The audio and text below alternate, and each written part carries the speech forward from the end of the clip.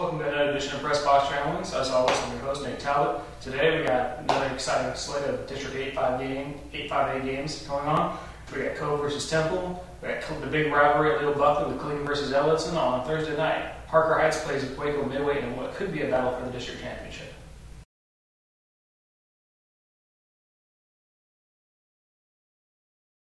All right, now I'm joined by Clay Whittington. We're going to break down the Copperas Cove versus Temple matchup. Clay, the big one going into this one is who's going to play and if they're going to play at all. We saw some injuries last week. Of course, Cove's been missing their leading running back the last couple of weeks. Right. What do we know on that kind of front? Well, Coach Welch likes to keep his cards close to his chest, and he's not letting us know if he's going to be there, if he's not. He's missed the last 2 weeks, so you'd think if he's going to return, this is a non-injury, so you'd think if he's going to return, that would be a good time. But it's up in the air, so just have to wait until they come out on the field and see if number 3's out there. All right, and of course, his replacement, of course, went off last week. How big is the boost is that to Nico? I know they have another option at running back. Right. Yeah. Daniel Ruff is a guy that would probably start on a lot of teams, but he's behind King, but he's been given the opportunity to shine the last 2 weeks, and he's done that. Last week with 270 yards and 3 touchdowns, incredible game, and he seems to just kind of fill the role perfectly. He's got the explosiveness like King does. He's got speed. He can follow the blocks, and he just seems to fit the role perfectly. It's almost like they're not really missing King at the moment, which is a wonderful luxury for Cove to have. And then, should King come back this week, then you've got a heck of a 1-2 punch between the two. All right. Now the big question is, the Harker Heights stopped Temple last week. What does Cove need to do to stop him this week, and can they? Yeah, that's obviously Temple does have weaknesses. They can be slowed down. Midway slowed them down in the second half of their game, basically shut them out the second half of their game en route to a win, and then Heights was able to do it again last week. There were some injuries involved with Zach Allen aggravating a shoulder injury, but nevertheless they were able to slow him down. And Cove, statistically, in both yardage and points, is right behind those two teams in the district. So there's reason to believe that they could slow him down. Question is if they will. Secondary is going to have to be on point, especially if Allen is healthy. You've always got to worry about their passing game. So secondary will be big, and then the line, their defensive line, which has been fairly solid all year, will be big, stopping the ball at the line of scrimmage on any runs that they have. And if they can kind of contain them in both those two areas, they'll be doing pretty good for themselves. All right, don't forget to check out that game on KSPressbox.com this Friday, where we'll have a live broadcast of the game and, of course, a chat with all of our writers.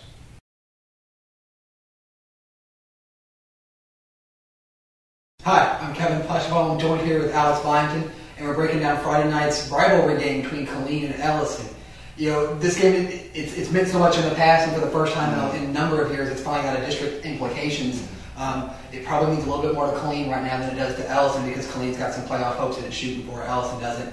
You know, what do you see happening in this game where it appears lopsided on paper, but it is a rivalry game, one of the oldest in the city? Oh, I mean, both teams are going to be amped for this game. I mean, this is one of those games that's kind of cliche, but you really can throw records, you can throw implications, you can throw everything out, and this is just going to be a game where two teams that don't really like each other are going to go at it. So, Ellison, I'm going to kind of argue, I think they have just as much to play for, not quite playoff implication-wise, but they're still looking for that win. They need to salvage, and if they can get it against Killeen, that was just extra icing on the cake. So it's one of those, there's still a lot for Ellison to play for, obviously not quite of the same caliber of heightened for Killeen. But obviously Killeen is playing for playoff, spot. They need to kind of win to secure some stuff. Almost went out really to make things easy on them. What do they have to do to kind of take it to Ellison? You know, first off, they can't take Ellison for granted. I mean, that's the biggest thing that, as the Killeen writer, I'm kind of eager to see is Killeen looking forward to next week when they play Temple. Because this Ellison team is definitely upset worthy. You know, they nearly, spoiled Harker Heights and Temple season a couple of weeks ago. had sort of a letdown game against Copperas Cove last week, but this team has gotten into a rhythm that has got to concern Killeen. You know, they can't be looking ahead at Temple. They're going to have to figure out a way to take care of business and do what they got to do to beat Ellison. You know, so I think they're going to rely on Daniel McCants, their running back. I mean, he's gotten so much better just in the last couple of games. He rushed for nearly 200 against Midway, nearly 300 last week against Belton. The kid is proving really, really hard to stop. I think he's going to be the key against Ellison. I kind of agree. I think it's probably going to end up turning into who has the ball more. Kind of Killeen's big problem this year is stopping the run, which has been Ellison's bread and butter all year. Isaiah Cowan, despite some of the losses, in the close losses they've had, like against Temple, against Heights, Cowan has been their horse, and they've ridden him to overtime with Heights, and even close to forcing overtime with Temple. So I mean, right to the last minute. I think this is going to be another one of those games. I really do, where they're both their strengths are very similar, both running the ball, moving the ball offensively, and defensively they have struggled stopping, run, pass, whatever. I kind of think it's going to probably come down to the last minute. Right.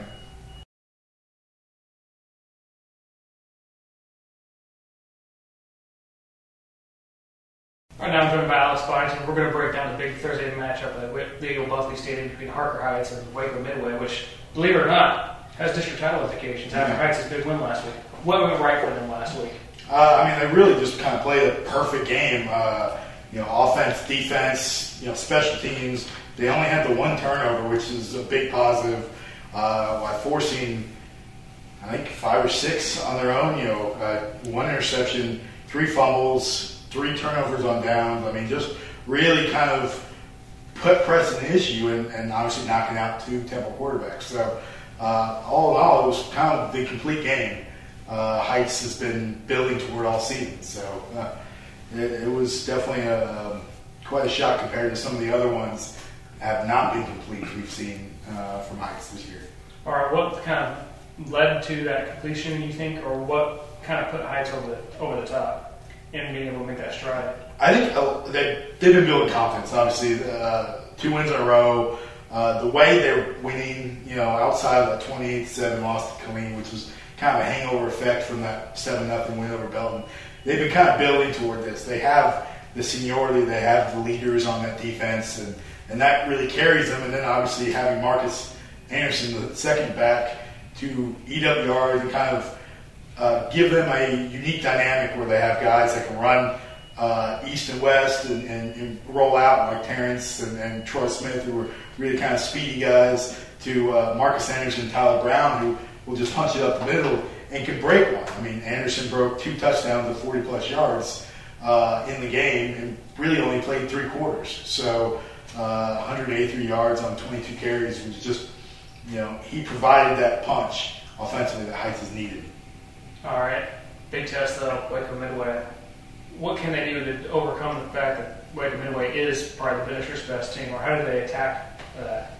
I think they try to do a lot of the same thing they did with Temple, defensively at least. I mean, stick to that game plan. Temple has a lot of playmakers, but are very kind of similar offensively to Waco Midway. Obviously, they have a stellar dual-threat quarterback. They have a wide receiver that's probably, definitely Division I caliber. They have a running back that's top 3 or 4 in the district in rushing, and obviously ran for almost 350 against Killeen a couple weeks ago. So they have the talent. So I think if they settle the road, maybe put Nate Sean on 1 or 2 of those players, just kind of cause havoc up front. Don't let them get a big push up front. And then offensively, use their offense as a defense. It's what they really do well. Running the ball consistently, long drives, keeping Waco Midway's offense off the field while eating up yards on their side. So if they do that, they have a shot.